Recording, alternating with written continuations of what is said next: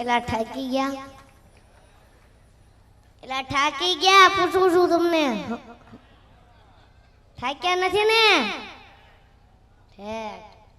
બોલો કષ્ટભંજન દેવ કી, સ્વામિનારાયણ ભગવાન કી, ગોપીનાથજી મહારાજ કી, મદન મોહનજી મહારાજ કી, સિદ્ધેશ્वर महादेव की, वात्सल्य वंदना महोत्सव की।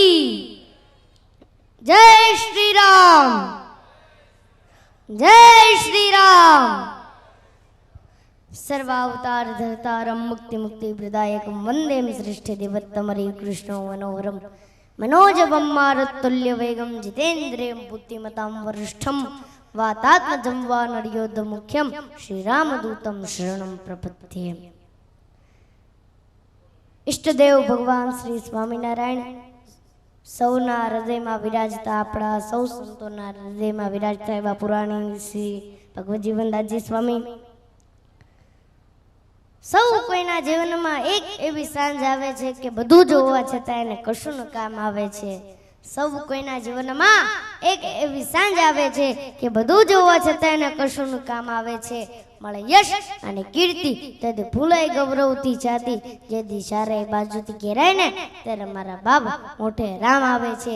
જે છતાં જીવન જીવન એક જડીબુટી બતાવી દઉં કવિરાજ કહે છે તે છતાં જીવન જીવન એક જડીબુટી બતાવી દઉં કે જ્યારે દુનિયામાં દવા કામ ન લાગે ને ત્યારે તો કોકની દુઆઓ કામ લાગે છે। અને जैसे फूलों में कीड़े पाए जाते हैं वैसे ही पत्थरों में हीरे पाए जाते हैं। जैसे फूलों में कीड़े पाए जाते हैं वैसे ही पत्थरों में हीरे पाए जाते हैं। बस अच्छाई से देखने की कोशिश करो क्योंकि संत में नारायण भी पाए जाते हैं। नाम कष्टभंजन माता मुकने दूर થઈ જાય એના ચરણની અંદર શનિની પનોતી ચરણમાં ઓલી જે સ્ત્રી દેખાય છે કોણ છે? શનિ। આખી દુનિયાને શનિ નડે પણ સાળંગપુર દાદાના દરબારમાં આવે ને એને કષ્ટ शनि ना नडे। आ प्रताप या सद्गुरु गोपाल स्वामीनारायण भगवान ना महान संत થઈ ગયા અને આશીર્વાદે પહોંચ્યા ધરતી ને કે આ ધરતીની અંદર જે કોઈ જીવ આવશે એના દુઃખ માત્ર દૂર થાય। અને આવા સાચા સંતની વાત કરી હોય તો કેમ કરાય? એના માટે એક કથા કેવી હોય તો કેમ કહેવાય કે એક નાનકડું એવું ગામ હતું ને એમાં એક ફરતા રામ સાધુ સિદ્ધ સાધુ એ ગામની અંદર ગામને ગોંદરે સરસ મજાનો સત્સંગ થાય। સત્સંગ પૂરો થાય એટલે બધા પગે લાગી લાગીને જાય।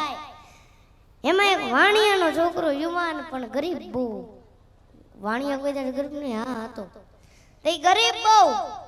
તે બધા કથામાં પગે લાગી લાગી જાય પણ આ એમનામ બેઠો રહે।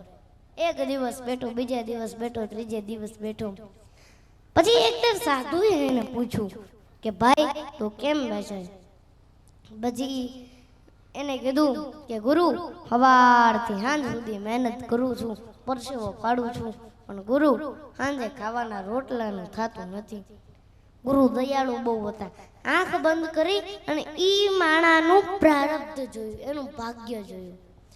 ભાગ્યની અંદર તો એને દેખાણું કે આની તો આખી જિંદગી દુઃખમય છે પણ સાધુ દયાળુ બહુ હતા ને આંખ ઉગાડીને એટલું કીધું કે ભાઈ તારી તો આખી જિંદગી દુઃખમય છે પણ જા 5 વર્ષ સુધી હું તને સુખી કરી શકું, ખાલી 5 વર્ષ।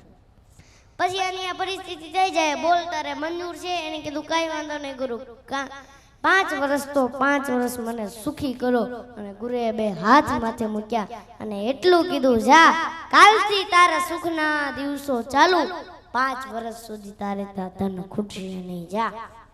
અને જેવો જ ઘરે ગયો બીજે જ દાડે એને વિચાર્યો કે આ ઘરની અંદર ભાષાનો જરા કેવા વધારે છે, લેન વેચી દઉં, વેપાર કરું, કોઈ સાધુના આશીર્વાદ ફળી જાય ને તો કઈ પૈસાનું ઢગલું નથી કરી જતા, એ બુદ્ધિમાં ક્લિક થાય અને બુદ્ધિમાં જે ક્લિક થાય ને એ સાચી પડે।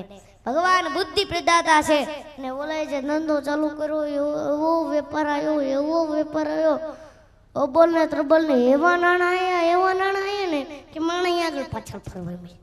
નાણાં આવે એટલે માણા આવે, સમજી ગયા ને? નાણાં આવે એટલે માણા આવે। અને 6 મહિનાની અંદર તો ખાલી આખા જિલ્લામાં એનું નામ થઈ ગયું કે હા ભાઈની ભેગા તો કોઈ ન આવે।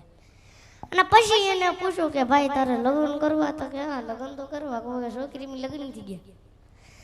પછી એને વિચાર્યું કે ભેગું કરવું નથી ને આમાં જેટલા બેઠા ને સભામાં બધાને સમજવા જેવી વાત છે. ભેગું કરવું જ નથી ને હું પૈસા ભેગા કરીશ, બેંકમાં મૂકીશ, એફડી કરીશ, આ કરીશ, તે કરીશ, તોય મારા ભાગ્યમાં 5 વર્ષ પછી નથી. એટલે લાવ આ પૈસાના માધ્યમથી પુણ્ય ભેગું કરી લેવા દે. મોટા મોટા સત્કર્મ કરાવે, કુવાઓ ખોદાવે, વાવો ગળાવે, એ બધે અનક્ષેત્રો ચાલુ કર્યા. મોટા મોટા સંતોને બોલાવી અને સત્સંગના પારાયણો કરાયા. અને 5 વર્ષ પછી ઓલા સાધુ સિદ્ધ સાધુ ફરતા ફરતા પાછા ગામમાં આયા. આખું ઈ ગામ બાજુ ભેગું થયું અને ઓલાને તો ભાઈ આ ગુરુ ભળાતા દોડતો દોડતો આવ્યો અને ધૂળમાં દંડવત કરવા માંડ્યો. એને કીધું કેમ છે ભાઈ? તો કે ગુરુ, જ્યારથી તમારી દ્રષ્ટિ મારા ઉપર પડી છે ત્યારથી ઈશ્વરે મને 1000 હાથથી આપવાનું ચાલુ કર્યું છે, પાછું વળીને જોયું નથી. અને ગુરુ આ 5 વર્ષમાં સુખ હું કહેવાય ને એ મને ખબર પડી ને. આ 5 વર્ષ કેમ જીતે એ ખબર નથી પડી. ગુરુ એને કીધું તૈયાર થઈ જાજે, 2 દિવસ પછી તારા 5 વર્ષ પૂરા થવાના છે અને જે પરિસ્થિતિ હતી એ જ ચાલુ થાય. અને ગુરુએ ફરી આંખ બંધ કર્યો અને ઈશ્વરના દરબારમાં આમ જ્યાં જોયું તા તો ઈશ્વરના દરબારમાં ચોપડાના ચોપડા પુણ્યના જમા જમા જમા જમા જમા. ભગવાને એનું જે ભાગ્ય લખ્યું હતું ને એની જગ્યાએ ફેરવી નાખ્યું કે આ જીવન સંપત્તિવાન રહેશે. આ એક સાચા સંતની તાકાત છે. इन हाथों की लकीरों पर भरोसा मत करना यारो, इन हाथों की लकीरों पर भरोसा मत करना यारो, क्योंकि तकदीर तो उनकी भी होती है जिसके हाथ भी नहीं होते. बोलो कष्ट भंजन देव की, स्वामी नारायण भगवान की, गोपीनाथ जी महाराज की, वात्सल्य वंदना महोत्सव की.